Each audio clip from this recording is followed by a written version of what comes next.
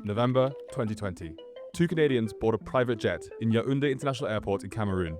They load 10 large suitcases onto the plane and prepare for departure. Their destination? Dubai. But they never make it that far. In fact, they never even make it off the runway.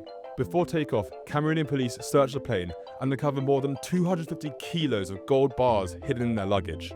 Nearly $40 million worth at current prices. Each year, more than 300 tons of gold is smuggled out of Africa to Dubai. That's $8.5 billion worth. And it's not just gold. Billions of dollars of sanctioned oil, luxury apartments, and looted government funds. It all changes hands in Dubai. Over the last 20 years, Dubai has established itself as a global economic hub connecting East and West, where anyone can come to trade in almost anything. No questions asked.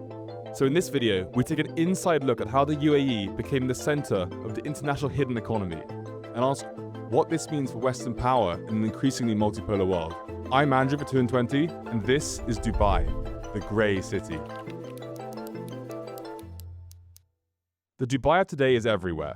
Just scroll Instagram for 5 minutes and you'll see it. Fast cars, massive skyscrapers, crypto bros, and conspicuous consumption. But the UAE, it's more than Dubai, and it wasn't always this flashy. Dubai is just one of 7 emirates, or individual kingdoms, that make up the country of the UAE. Historically, the nation was defined by subsistence living. There were no paved roads, no electricity grids, no formal education, and most people lived in tents. With a territory of 80% desert, most of the country's 300,000 citizens saw little opportunity for them at home. But one emirate, Abu Dhabi, had one thing going for it: oil, and lots of it. The development of the UAE's oil industry, buoyed by high global prices, saw its GDP per capita increase almost 18 times over between 1970 and 1980. But with 95% of the country's oil reserves in Abu Dhabi, other emirates like Dubai were forced to think bigger. So to survive, they would have to build a diversified service economy, and that's exactly what they did. They set up a global transport hub with the world's largest airport by international traffic and the biggest cargo port in the Middle East. They created a low-tax, pro-business environment with more than 40 free trade zones and an international financial center to serve as global capital. They peeled back conservative social restrictions to create a world-class tourist destination with almost 20 million visitors last year. The pitch to business? Well, it was pretty simple. Come to Dubai, pay little to no tax, enjoy soft regulation and great weather. And it worked. Oil now accounts for only 23% of the UAE's GDP, versus 45% in Saudi Arabia and more than 50% in Kuwait. Just look at Dubai before and after, and it's impossible to dispute that this economic strategy has been a major success. But behind these glitzy shopping malls and 5-star hotels lies a darker side. The very same freewheeling pro-business approach that has built the UAE's legitimate economy has also created the perfect environment for much less savory activity. The world today is a complex web of light and dark, and the UAE is right at the center of it. Okay, so how does this dark trade work, and what actually happens in the UAE now? So Dubai may not have loads of oil itself, but it has become a hub for the global commodities trade, both legitimately or less legitimately. Let's quickly wind back to the 2 Canadians on the private jet in Cameroon, who I'm sure you'll be not exactly surprised to hear were arrested after police stumbled upon their little $38 million secret. The reason their plane was flying to Dubai wasn't because the ultimate end demand for the gold is there.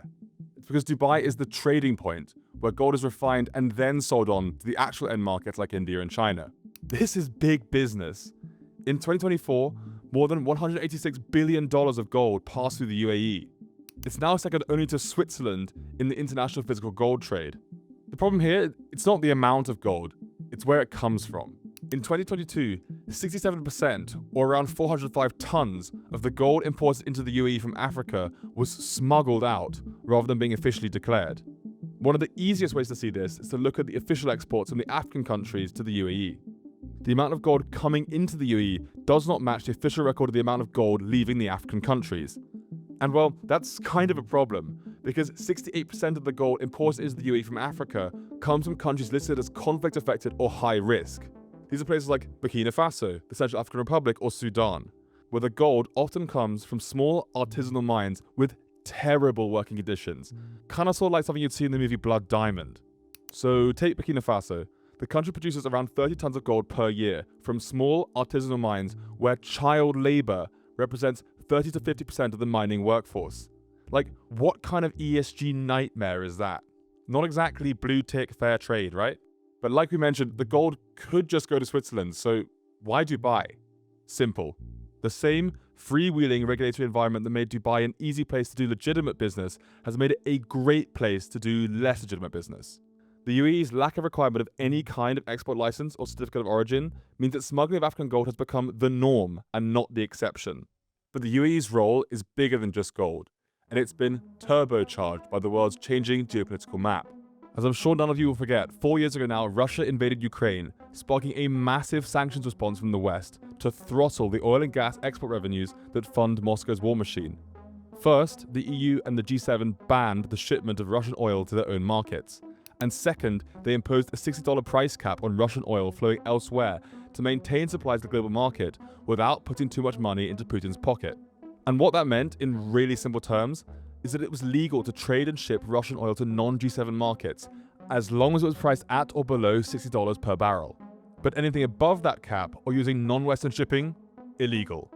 These sanctions and the price cap pushed the trade away from Europe and toward Asian markets like India and China. And the UAE was right at the center of this shift. In April 2022, just after the invasion, around 47% of Russian oil was traded in Switzerland and only 1.5% in the UAE. But fast forward just a year, a massive 51% of Russian oil was changing hands in the UAE versus only 5% in Switzerland. But like all things in Dubai, the line here, well, it's kind of blurred. Some of this is legitimate. Remember, selling oil to non-G7 countries below the price cap isn't illegal under Western sanctions. But a lot of it wasn't legitimate, and Dubai has become the undisputed center of a shadow trading operation that now handles around 54% of Russia's fossil fuel exports. Why? Well, remember, trading oil isn't just as simple as naming a price and handing over the barrels. It requires access to the global financial system, to banks to provide financing and letters of credit, to risk management like insurance and hedging, and to shipping companies to move the cargoes from A to B. So if you happen to be a sanctioned Russian oil company, you need a middleman for this, and Dubai is the perfect place for it. Let's take an example. Lukoil is Russia's third largest oil company, pumping around 16% of the country's total output. Much of this goes to India, which bought 37% of Russia's crude exports in the first 4 months of this year. And once in India, it's refined by big state-owned companies as well as private players like Mukesh Ambani's Reliance Industries, which was the world's single largest buyer of Russian oil in 2024. So you have a buyer and you have a seller, but you still need an intermediary to get it there, even if they don't physically touch the oil. Prior to 2022, Lukoil did almost all of its trading in Switzerland through an entity called Litasco SA. But in October 2022, Litasco SA was sanctioned. So they set up a new entity called Litasco Middle East DMCC, incorporated in the Dubai Multi-Commodity Center. And it was an easy fix. The Dubai company quickly stepped in to fill the gap, and it became the largest buyer of Russian oil by early 2023. Between January 2024 and March 2025, the company moved more than $10 billion in Russian crude to Indian state-owned refiners. This continued until October 2025, when Litasco Middle East was itself also sanctioned. But the story still doesn't end there.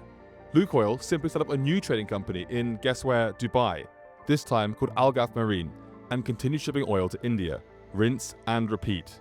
In January this year, it was reported to be one of 3 companies arranging the shipment of more than 2.2 million barrels of Urals crude to Reliance Industries' massive Jamnagar refinery in Gujarat. And guess what? In April, Al Ghaf Marine was also sanctioned. This is just the latest move in a game of sanctions whack-a-mole, where a constantly shifting network of new traders in the UAE has popped up to keep the crude moving. New middlemen, but same dirty trade. And we didn't even mention Iran. How do you think Iran gets its oil abroad when it's the second most sanctioned country on earth? And the reasons for all this are the same as for gold. It's because Dubai offers 3 things. So first, it's politically neutral, meaning that it doesn't participate in Western sanctions. Second, it has a strong, globally connected financial sector that provides the services needed for oil trading. And thirdly, it has a relatively permissive regulatory environment that allows you to create companies with ease and hide the price, origin, and destination of any given shipment. The result is that the UAE is now the center of a new world, where Eastern money can operate without Western rules. And that has made it a lifeline for bad actors from the Congo to the Kremlin. The UAE isn't just a place to build dubious wealth, it's also a great place to keep it.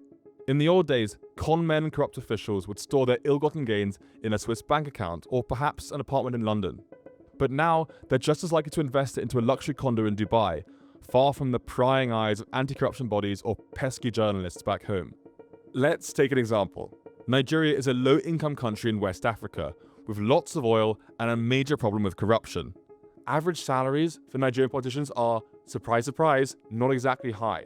But a 2020 investigation identified 800 properties in Dubai owned by, and you won't believe this, Nigerian politicians or their families. With an estimated value of $400 million, the properties were the equivalent of 2/3 of the company's annual military budget at the time. And now look at this map. Among Nigerian states, 17 had current or former governors who owned properties in Dubai. And it's not even just Nigeria. Take, for example, the $44 million house purchased by the 11-year-old son of Azerbaijani strongman Ilham Aliyev, or perhaps the 10-bedroom, 13-bathroom villa reportedly bought by then South African President Jacob Zuma in 2015. Dubai property is simply a magnet for people with questionable sources of wealth. To understand why this is, let's zoom out. Dubai has become a major destination for international property investment more generally. Between 2005 and 2019, non-resident foreigners invested an estimated $69 billion in property there. The city has by far the highest share of residential ownership by non-resident foreigners globally, at 30%. Other major investment hubs like Singapore, Paris, and London don't even come close. This status has only increased since the start of the war in Ukraine, with Russian buyers plowing an estimated $6 billion into Dubai property in the 2 years following the invasion. And there are several reasons behind all of this. The UAE has zero capital gains tax for foreigners buying property in the country. It has a large supply of apartments, which is growing much faster than that of London or Paris. It has a massive international airport with great connectivity and a relatively easy visa regime. It doesn't have extradition treaties with many Western countries. But crucially, it asks very few questions about the origins of foreign wealth, and discloses basically nothing about those who invest there either. And that'll make it a very attractive place if you've got something to hide. So to illustrate this, we plotted the scores of more than 100 countries on global financial freedom against their scores on anti-money laundering. And look at where the UAE appears. It scores in the 86th percentile worldwide for economic freedom, but in the bottom 22% for anti-money laundering and transparency. The UAE actually ranked as the second most secretive jurisdiction worldwide in the Tax Justice Network's 2025 Financial Secrecy Index, scoring well ahead of known transparency black holes like Panama and the Cayman Islands. And this makes it a great place to park your offshore wealth and avoid tax. For example, the EU Tax Observatory calculates that 75% of Italians, 80% of Norwegians, and 85% of British nationals who own property in Dubai do not declare it in their home country for tax purposes. To break it down really simply, the UAE has a number of strengths, such as low taxes and great infrastructure that are attractive to wealthy foreigners. But add on weak money laundering controls and sprinkle in opaque disclosure regimes, and you have the neighborhood of choice for the tax dodgers and kleptocrats of the world.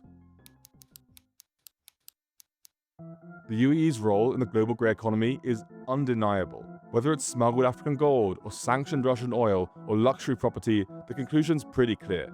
Zero taxes, political neutrality, and low compliance barriers have made it a great place to do business and invest, both legally and illegally. But you'll notice there's one other country we've talked about a lot in this video so far: Switzerland. The two countries, of course, have differences. The Switzerland model relies on exclusivity and age-old institutions, whilst the upstart Emirates is based on openness and institutional flexibility. But they ultimately play a very similar role in the global economy. The African autocrats, the blind-eyed bankers, the unscrupulous oil traders, where do they start out? Switzerland. When it comes to expensive properties and offshore accounts, the UAE isn't doing anything new. It's simply taking market share from old money centers like Zurich and London. And while the rise of Dubai as a hub for trading Russian oil or gold has blunted the effect of Western sanctions, it's also filled a gap in the international supply chain left by Geneva, allowing global markets to function despite the headwinds of geopolitics. So the key thing to understand is this: the UAE isn't a threat to the Western system, it's actually an extension of it. The set may be different and the characters may have changed, but as always, the show goes on. Thank you for watching. Subscribe to 2 and 20 for more on economics, politics, and sanctions busting.